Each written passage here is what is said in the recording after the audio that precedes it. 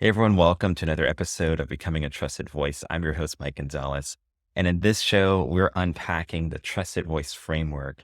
And within that framework, there's a method called the SARTO method, which stands for Subject, Aspiration, Routines, Threats. And today we're going to talk about the letter R, which stands for routines. Routines are very, very important when it comes to showing up to your audience in a way that's relevant to what they care about and what they are already putting their time and attention to. So when you understand that there's a subject that you're speaking to, and as an example, we'll say entrepreneurship, and the aspiration is to build a successful business, then the routines of that audience is going to reflect the subject and their aspiration. So one way to really unpack this is to think about the lifestyle that surrounds the aspiration the audience is moving towards. And when you begin to think about the lifestyle, there are day-to-day routines that are going to be a part of being an entrepreneur, part of building a business. And that begins to become the very thing that you can speak to all of the things that you know they're putting their time and attention to. An example of this is when you understand that entrepreneurs are visionaries, they are go-getters, they are risk takers, they're constantly conducting experiments, they're trying to DIY their way to success, they're bringing in partners, they're running businesses by themselves, they're trying to get out of running businesses by themselves, they're raising funds, maybe they're self-funding. There's all of these things that swim around the lifestyle of being an entrepreneur.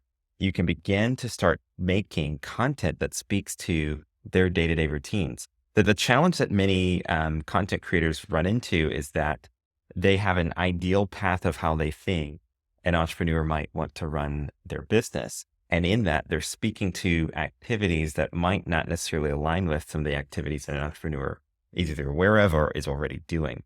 And so what you want to do is understand what are the things that your audience sees as valuable steps to get them towards their aspiration, and meet them where they're at. And then from there, make the paradigm shift that introduces them to maybe the ideal path or the content or advice that you want to provide.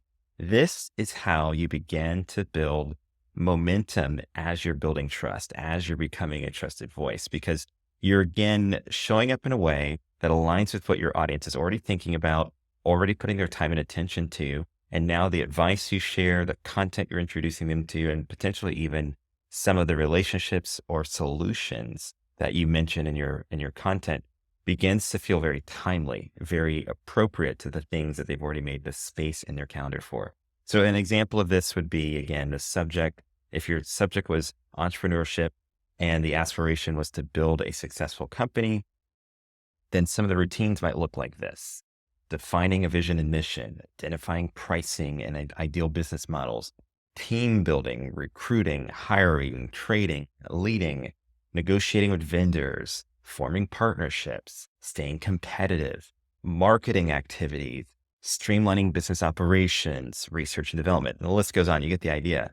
These are routines that are already making space on the calendar of an entrepreneur, someone who's aspiring to build a successful business. And now as you're planning your content, you know that you need to address on some of these activities and potentially talk about the threats, the things that might actually go wrong, or some of the challenges that they're going to face as they're executing some of those things, which feeds into the next area of the SARTO method, which is identifying the threats. And we'll unpack that in more detail in our next episode. But you can really, really get granular in the activities when you unpack job descriptions. So again, entrepreneurs, what hat are they wearing? Get into the job description, and that's going to give you a glimpse into some of the routines that are front of mind for them. When you communicate in a way that's front of mind to your audience, now you're going to resonate. Now you're going to create content that the person who's watching or listening is likely going to share with someone they know who's in that journey, on that routine. That is the power of having a clear SARTO profile around the people that you want to reach. And remember, as you create content using this trusted voice framework, as you market with this lens, you're not always speaking to your end customer. Sometimes you're speaking to the advocate who is going to refer you to your end customer. You're speaking to the mavens who love to learn, who love to get strategy and share that with people in their network who they know could experience some of the value in what you're creating. And that is really what the SARTO method's all about. It's empowering your audience to become your word of mouth advocates for the product, service, value that you create. And in turn, it speaks to both your ideal audience, which are going to be your ultimately end customers, and it speaks to your referral audience. One of the things that a lot of marketers will sometimes ask me is, Mike, you mentioned that my primary audience isn't my end customer, and that I should be speaking to my referral source. What's the ratio? How much content do I make for my referral source, and how much do I make for the end, customer? And my recommendation here is to think about it from a 70-30 split. 30% of the content you're creating is going to be directly, specifically speaking to your end customer, but 70% of your content is going to be speaking to the referral partner, because content gets shared when there's something about it that needs to be shared. So if you can speak in a way that's giving advice, making paradigm shifts, meeting people where they're at, and then unlocking those light bulb moments, that becomes something that's shareable.